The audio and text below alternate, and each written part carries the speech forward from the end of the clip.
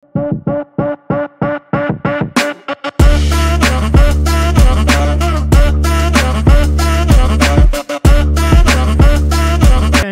फीन hub और आज पाकिस्तान ने कोई आउट क्लास खेला और out of the thinking box किया उन्होंने और फील्डिंग बहुत अच्छी की और इवन कि उनकी कैप्टनसी काफ़ी अच्छी थी। कुछ चीज़ें उनकी ख़राब थी जिनको मैं हाईलाइट करूँगा आखिर में बिल्कुल, मगर ओवरऑल अगर मैं देखूँ तो उन्होंने बहुत अच्छी कैप्टनसी और बहुत अच्छा वनडे खेला और बहुत इम्प्रूव किया अगर मैं T20 से उनके कंपेयर करूँ तो। इसके अलावा मेरे थर्ड वनडे में थोड़े से सजेशंस हैं मेरे, वो भी मैं डिस्कस करूँगा कि कौन से प्लेयर्स को रेस्ट देना चाहिए और कौन से प्लेयर्स को खिलाना चाहिए, जिसकी वजह से परफॉर्मेंस पाकिस्तान की अच्छी हो सकती है और आगे किन प्लेयर्स को हमें देखना पड़ेगा कि आगे वो कैसे खेल पाएँ। तो आए शुरू करते हैं। अगर सबसे पहले मैं देखूं तो पाकिस्तान की कैप्टनसी बहुत इम्प्रूव हुई है जो कि T20 में हमें लैक करता था। T20 में हम लोग कॉन्फिडेंस नहीं थे और अपनी फील्डिंग को सेटअप नहीं कर रहे थे, इवन कि हम लोग ईजी सिंगल्स ले रहे थे और फिर उसके बाद हम लोग एडवांटेज भी नहीं ले रहे थे कि अगर हम लोग सिंगल्स को ब्लॉक करके रन आउट कर सकें। तो ये चीज़ें हैं जो कि हम लोग नहीं कर रहे थे और इवन कि हम लोग एग्रेसिव बॉलिंग भी नहीं कर रहे थे जो हमें वनडे में दिखी है। और शाहिन शाह अफरीदी हमें रिदम में नज़र आया है, 140 प्लस उसने बॉलिंग किया और उसने काफ़ी आउट किए हैं, इवन कि उसने 4 विकेट लिए हैं सेकेंड ODI में और नसीम शाह ने 3 विकेट लिए हैं। ये हमें मिसिंग था कि हमारे ओपनिंग बॉलर वो विकेट नहीं ले रहे थे, वो हमें दिखा कि विकेट ले सके। बट एक चीज़ है जो कि कमी है, हारिस रऊफ ने जो ऑस्ट्रेलिया में अपना टोन सेट किया था अपनी पेस के साथ, वो चीज़ साउथ अफ्रीका में मुझे नहीं दिखी है। और हारिस रऊफ का ये है कि हारिस रऊफ पेस की वजह से वो हर मैच जीतना चाहता है और वो जीतता भी है। उसने बहुत अच्छी फील्डिंग की है और बहुत अच्छी बॉलिंग की है। अगर मैं उसके बॉलिंग स्टैट्स देखूं तो उसने काफ़ी कम रन दिए हैं और साउथ अफ्रीका को चौक किया, जिसकी वजह से दूसरे बॉलर्स को विकेटें मिली हैं। बट हारिस रऊफ को ये सीखना पड़ेगा कि हर बार आप फास्ट बॉल से विकेट नहीं लेते, आपको दूसरी वेरिएशंस पे जाना पड़ेगा। आपको डिफरेंट तरीके से स्लो वंस आनी चाहिए, बैक ऑफ द हैंड या आप क्रॉस सीम बॉल स्लो वन या कटर्स वगैरह आनी चाहिए, जिसकी वजह से आपके पास कोई ना कोई वैरायटी आए। और हारिस रऊफ जो शुरू में आया था उसमें ये वैरायटी थी, आपके हारिस रऊफ में मुझे ये वैरायटी नहीं दिख रही। इवन के वो बाउंसर्स बहुत अच्छी मार रहे हैं बट मुझे यॉर्कर्स उसकी नहीं दिखी हैं। वो अगर यॉर्कर्स भी अटैम्प्ट करने लगे तो एक अच्छी वैरायटी आ जाएगी जो कि हारिस रऊफ के अंदर लैक करती है और फिर वो बॉलिंग कर सकते हैं और बहुत अच्छी बॉलिंग करेगा और विकेट भी लेगा वो। मुझे लगता है कि हारिस रऊफ T20 और वनडे ज़रूर खेलें, मगर हारिस रऊफ को लगातार हम लोग T20 और वनडे खिला रहे हैं। मुझे लगता है कि हारिस रऊफ को अब अच्छा खासा रेस्ट मिलना चाहिए और आगे शायद हमारे वनडेज़ भी नहीं है इतने और टेस्ट मैच आ रहा है तो हारिस रऊफ को एक अच्छा रेस्ट मिलेगा। तो आई एम होपिंग कि हारिस रऊफ कम बैक करे, स्ट्रॉन्ग कम बैक करे वनडेज़ में और T20s में। इसके अलावा इब्रार ने बहुत अच्छी बॉलिंग की। इब्रार से जो एक्सपेक्टेशंस थी उससे काफ़ी ज़्यादा अच्छी बॉलिंग की है उसने। पावर प्ले में उसने बॉलिंग करवाई है उसने और उसने काफ़ी अच्छी बॉलिंग कराई है, सरप्राइज़ किया, विकेटें लिए और सरप्राइज़ किया इवन के साउथ अफ्रीकन्स को जो कि स्पिन को थोड़ा बहुत अच्छा खेलते हैं, जैसे माकरम हो गया और अच्छे स्वीप्स खेलते हैं, मगर उन लोगों को ये चीज़ करने नहीं दी है इब्रार ने। तो मुझे लगता है कि इब्रार ने बहुत अच्छी बॉलिंग कराई है और इब्रार ने विकेट टू विकेट रखा है और एक हमारा जो लेगी था या लेगी का जो मसला था वो इब्रार ने फिक्स कर लिया है। बट इब्रार को भी कुछ मैचेस रेस्ट करने चाहिए और दूसरे बॉलर्स को ट्राई करना चाहिए ताकि आपके पास बैटिंग स्ट्रेंथ भी हो और आपके पास प्रॉपर स्पिनर हो जो कि आप देख सकें इसके ऊपर। तो ये सब था आगा सलमान के ऊपर। आगा सलमान ने काफ़ी अच्छा कंट्रीब्यूट किया है और वाइस कैप्टन वो बहुत अच्छा बना है, जिसमें उसने बताया है कि मैं वाइस कैप्टन हूँ और अपनी टीम को लेकर चल सकता हूँ और टीम को अच्छा खिला सकता हूँ। और मुझे लगता है कि थर्ड वनडे में उसको एज अ कैप्टन खिलाना चाहिए और रिजवान को एज अ रेस्ट देना चाहिए क्योंकि टेस्ट मैच आ रहा है आगे। तो रिजवान का हमें ज़रूरत टेस्ट मैच में ज़्यादा है। तो हाँ, Agha Salman can be captain as third one day, तो हम लोग उसको देख सकते हैं और आगा सलमान को कॉन्फिडेंस दे सकते हैं। ये बात हुई कि आगा सलमान एज अ कैप्टनसी के बारे में। तो आगा सलमान ने T20 में कैप्टनसी की है और T20 में सीरीज़ जीती है जिम्बाब्वे से और एक अच्छी सीरीज़ जीती है, और नो डाउट कि वो कितनी अच्छी कप्तानी कर सकता है, कितनी अच्छी नहीं कर सकता। तो मैं चाहूँगा कि वो बंदा वनडे में कैप्टन बने, और ये अच्छा कैप्टन होगा, और हमें जो प्लेयर्स चाहिए टेस्ट मैच में उनको प्रॉपर रेस्ट मिल जाएगा। मैं कैप्टन में कोई ख़राबी देखूं तो हम रिजवान में ये ख़राबी है कि उसने बॉलिंग चेंजेस में थोड़ी बहुत स्पिनर को लेट लेके आया हो, जो कि मुझे लगा कि स्पिनर को वो लेट लेके आ रहा है, और ये चीज़ उसको देखनी चाहिए और पिच को समझना चाहिए कि भाई पिच पे टर्न हो रही है गेंद, और विकेट टू विकेट स्पिनर रख रहे हैं और विकेट मिलनी है, तो स्पिनर को वो जल्दी लेके आ सकता है। जैसे इमरान ने आउट किया,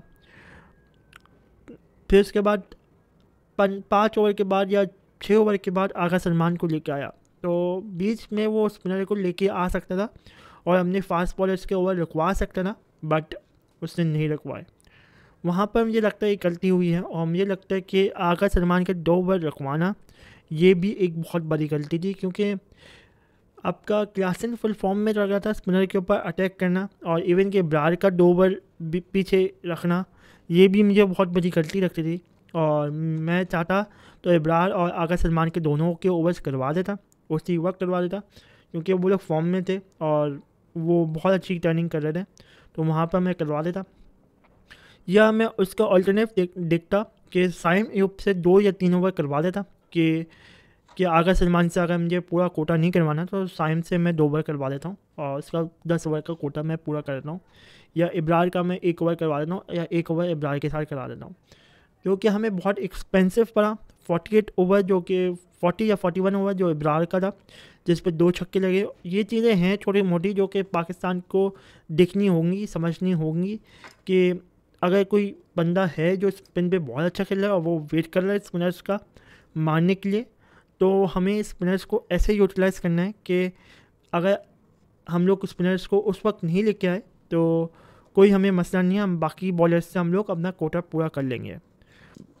ये भी देखना चाहिए कि अगर क्लासन जैसा बैट्समैन जो स्पिनर पे टैम कर रहा है कि मैं स्पिनर आया स्पिनर पे बहुत मारूं, तो आप किसी बॉलर के सामने आप स्पिनर को लगा सकते हैं, क्योंकि बॉलर तो आपका घबरी हो सकता है। बॉलर को अगर आप सिंगल नहीं दें और ओवर को आप निकाल लें ब्रार का, या किसी का भी ओवर निकाल लें, या आगा सलमान का, तो वहाँ पर साउथ अफ्रीकन को और प्रेशर आ सकता है। तो ये चीज़ें रिजवान ने थोड़ी बहुत गड़बड़ की हैं, ये चीज़ें लर्न करने की हैं रिजवान की, सीखने की हैं।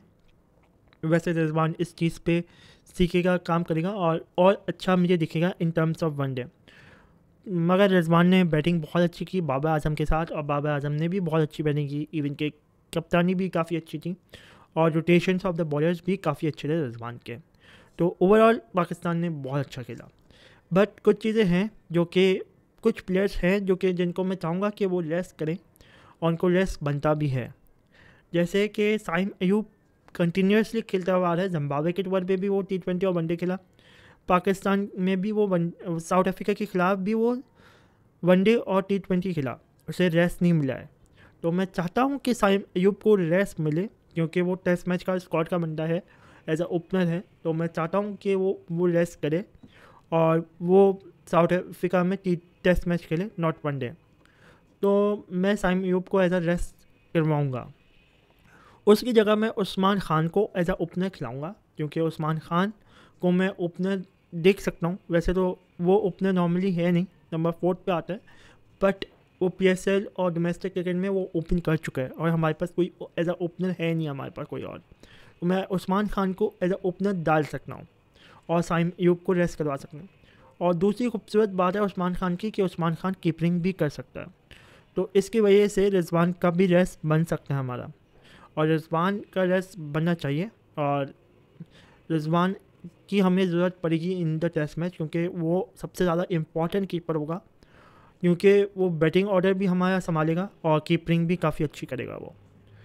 इवन के डिसीजन मेकिंग भी बहुत इंपॉर्टेंट है टेस्ट मैच में, जो कि उसने दिखाया है वनडे में सारे डिसीजन करेक्ट करके, तो वहाँ पर भी हमें रिजवान की बहुत ज़रूरत है। तो हम लोग रिजवान को एज अ रेस्ट दे सकते हैं, और उस्मान खान से एज ए कीपरिंग और एज अ ओपनिंग भी करवा सकते हैं। मैं अब्दुल्ला शफीक को नहीं बता रहा, क्योंकि अब्दुल्ला शफीक ने कोई ऐसा ऑर्डिनरी स्कोर नहीं किया वनडे में, ना 50 मारी ना कुछ रन स्कोर किए। तो मैं चाहूँगा कि अब्दुल्ला शफीक और खेले और ये डेड रबर ज़रूर खेले वो, ताकि उसे समझ आए कि खेलना कैसे है। वो टेस्ट मैच का ओपनर तो ज़रूर है, तो इसलिए मैं एज अ मैच प्रैक्टिस उसे इस वनडे में एक और दफ़ा चांस दूंगा। और वन डाउन में बाबर आजम और कामरान गुलाम को रखूँगा, जानबूझ के रखूँगा, क्योंकि बाबर आजम और कामरान गुलाम दोनों टेस्ट मैच खेलेंगे।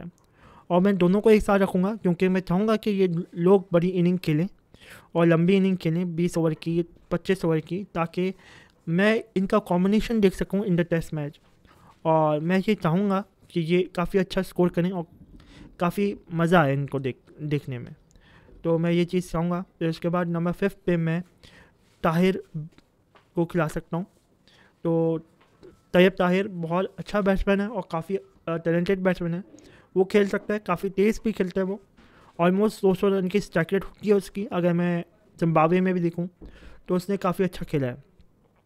तो मैं इसको एज अ चांस दूंगा कि ओडीआई में वो खेले। इरफान खान नियाज़ी ने कुछ नहीं किया है, तो मैं इरफान खान नियाज़ी को भी चांस दूंगा कि वो प्रूव करे, डेड रबर में प्रूव करे कि वो कैसे खेल सकता है। तो इसके बाद मैं एज अ कैप्टन सलमान आगा को मैं एज अ कैप्टन बनाऊँगा कि वो कप्तानी करे, वो प्रूव करे कि ही इज़ अ वर्दी वाइस कैप्टन। और उसने प्रूव भी किया है पहले वनडे जितवा के। बट मैं as a captain point of view से मैं सलमान आगा को मैं एज अ कप्तानी दूँगा। नॉर्मली जैसे जिम्बाब्वे के टूर में इसने कप्तानी की थी T20 में भी। और फिर इसके बाद मैं आपके बॉलर्स, 3 फास्ट बॉलर्स होंगे मेरे, हारिस रऊफ और शाहीन टेस्ट मैच नहीं खेल रहे, तो ये 2 बॉलर्स में होंगी मेरे वनडे में, तीसरे वनडे में। एक बॉलर नहीं होगा जो नसीम शाह, जिसको मैं रेस्ट दूंगा और उसको मैं टेस्ट मैच में खिलाने की कोशिश करूँगा फर्स्ट टेस्ट मैच में, जिसकी वजह से मैं इसे ODI नहीं खिलाऊँगा। और उसकी जगह मोहम्मद हसनैन खेलेगा ODI, मेरा 3rd ODI, ताकि नसीम शाह को प्रॉपर रेस्ट मिल सके। और एक मेरा स्पिनर होगा, इब्रार होगा या सुफियान मुकीम होगा। अगर आप इतने चेंजेस कर रहे हैं और आप समझते हैं कि इतने चेंजेस के बाद टीम में कोई फ़र्क नहीं आएगा और टीम जीत सकती है, बॉलिंग में इतना इफेक्ट नहीं आएगा, तो आप इब्रार को बिठा के सुफियान मुकीम को खिला सकते हैं। कुछ प्लेयर्स को रेस्ट दूँगा, कुछ प्लेयर्स को जानबूझ कर खिलाऊँगा ताकि वो टेस्ट में ज़्यादा अच्छा करें। तो अभी तक के लिए बाय।